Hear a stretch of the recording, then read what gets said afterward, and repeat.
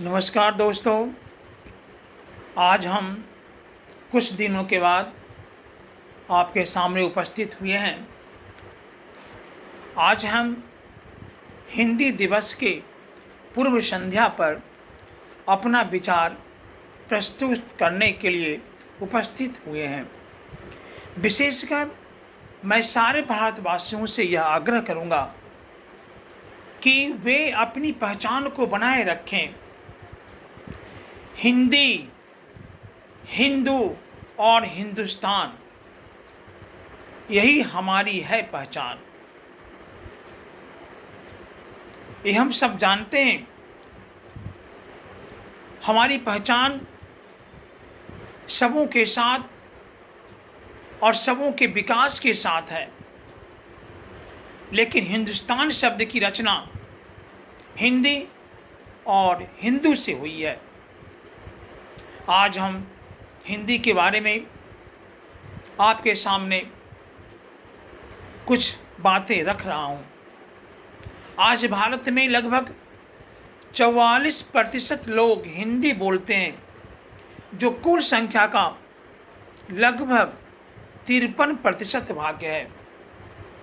संसार में 2800 भाषाएं बोली जाती है।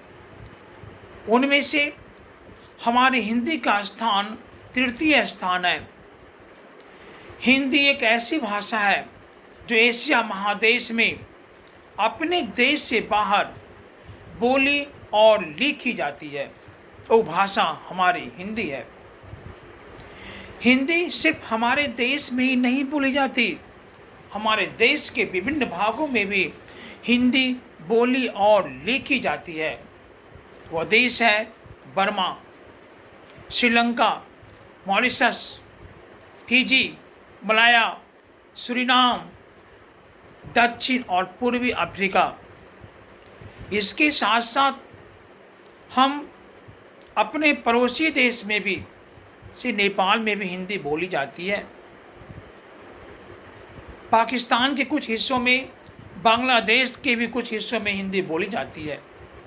तभी तो यह विश्व की तीसरी बोली जाने वाली सबसे बड़ी भाषा है। हिंदी एक जीवित और सशक्त भाषा है। 14 सितंबर सन 1949 को संविधान में हिंदी को राजभाषा का दर्जा दिया गया। सर्वप्रथम 1953 को 14 सितंबर 1953 को हिंदी दिवस मनाया गया, जिसके उपलक्ष्य में हम 14 सितंबर को प्रतिवर्ष हिंदी दिवस मनाते हैं। हमारे संविधान के अनुच्छेद 343 के तहत संघ की राजभाषा हिंदी और लिपि देवनागरी है। मैं सारे लोगों से नम्र निवेदन करूंगा कि अपनी भाषाओं को बनाए रखें। धन्यवाद।